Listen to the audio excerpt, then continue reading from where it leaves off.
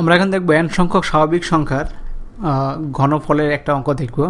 তো এখানে লেখা আছে n সংখ্যক স্বাভাবিক সংখ্যার ঘনের সমষ্টি 225 হলে 225 হলে n এর মান কত এবং ওই সংখ্যাগুলোর বর্গের সমষ্টি কত, এটা বের করতে হবে।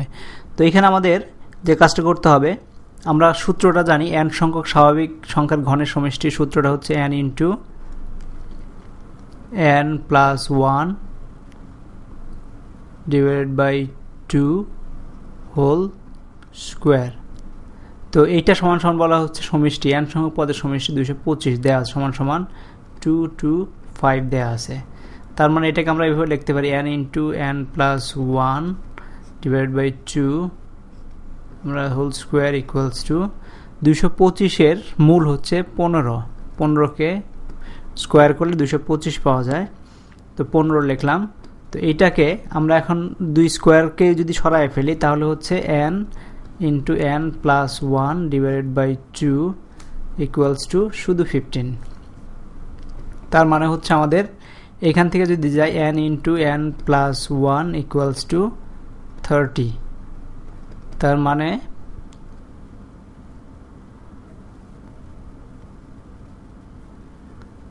এইখান থেকে আমরা যেটা করতে পারি, এটা মাল্টিপ্লাই করে দিই, n square plus n equals to 30।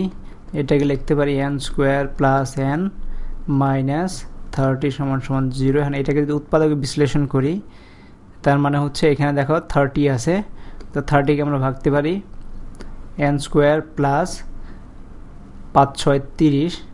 তার মানে হচ্ছে এখানে নেগেটিভ আছে যেহেতু সেহেতু একটা নেগেটিভ হবে, আর এখানে পজিটিভ আছে, তার মানে 6n minus 5n 5 6 30 minus 30 equals to 0। That means n equals to n plus 6 minus 5 equals to n plus 6 equals to 0 সমান সমান লিখতে পারি n plus 6 into n minus 6 equals to 0। তার মানে হচ্ছে n প্লাস 1 ইকুয়ালস টু 0 এবং n minus 6 equals to 0। তার মানে দুইটা গুণন করলে 0 হয়, তার মানে দুইটার মানই বা যে কোনো একটার মান 0। তো এইখানে মান যদি 0 ধরি তাহলে হচ্ছে আমাদের লিখতে হয় n, এইটা সমান সমান হলে n ইকুয়ালস টু মাইনাস 1।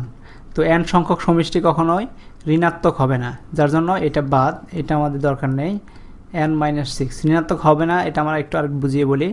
ঋণাত্মক হবে না মানে হচ্ছে যে আমরা n সংখ্যক মান সবসময় ধনাত্মক হয়, মানে 5টা সংখ্যা 6টা সংখ্যা, কখন বলবো না মাইনাস 5টা সংখ্যা, কখন হয় না। তার জন্য আমরা এই সলিউশনটাকে নেব না, n মাইনাস 6 ইকুয়ালস টু 0 এই সলিউশনটাকে নেব। তার মানে n ইকুয়ালস টু 6 আমরা পেয়ে গেলাম, n ইকুয়ালস টু 6। এখানে n এর মান হচ্ছে 6। এখন বলছে ওই সংখ্যাগুলো বর্গের সমষ্টি কত। তো বর্গের সমষ্টি আমাদের বের করতে হবে। তো বর্গের সমষ্টি নির্ণয়ের ফর্মুলা হচ্ছে n into n plus 1 into 2n plus 1 divide by 6। তার মানে s মানে হচ্ছে বর্গের সমষ্টির হচ্ছে এটা। তো এখন যদি আমরা মান বসায় দিই, n এর মান 6, 6 into 6 plus 1 into 2 into 6 plus 1 divided by 6।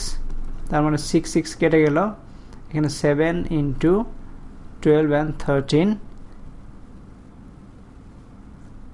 Equals to 3 5 15 5 হাত হলো 1, 7 থেকে 7 আর 1